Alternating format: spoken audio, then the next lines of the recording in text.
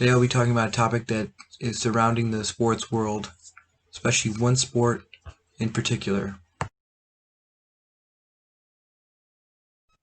CTE, or chronic traumatic encephalopathy, is a big issue today, especially in football.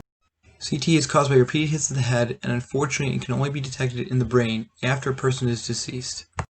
With certain physical sports such as hockey and football, big hits and hits to the head are becoming a lot more prevalent.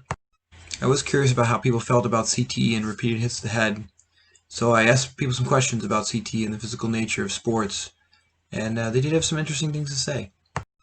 First thing I asked was, do you think there's enough safety measures in place to prevent or minimize head injuries in professional and collegiate sports? And most people said they're doing enough now. One person actually said, kind of an interesting thought, he said they ignored it for too long, the NFL. I agree. Kids should learn how to tackle better, better methods to prevent injuries, better tackling, grassroots programs. Next thing I asked, do you think the states and counties are doing enough to prevent or minimize head injuries for high schoolers, young adults, pee-wee football players? Many people were unfamiliar with the plans in place. I think a lot of people are unfamiliar with how they're helping kids learn the basics better.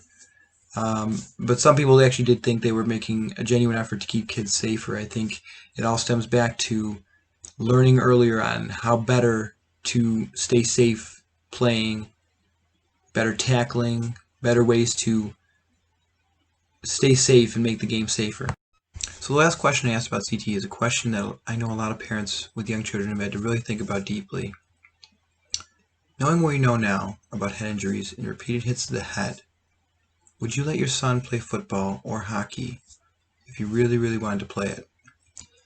More than half of the people, they said yes, but they were very hesitant. Some people said no.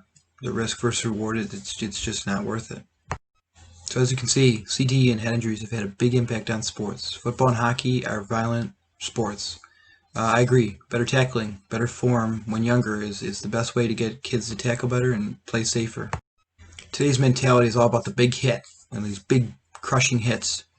It's already ingrained in today's athletes, today's society. It's unfortunately tough to change now. However, the next generation of kids can start learning better ways of playing safer. There are always ways to play sports safer. We need to learn how to utilize them to bring up the next generation of future athletes.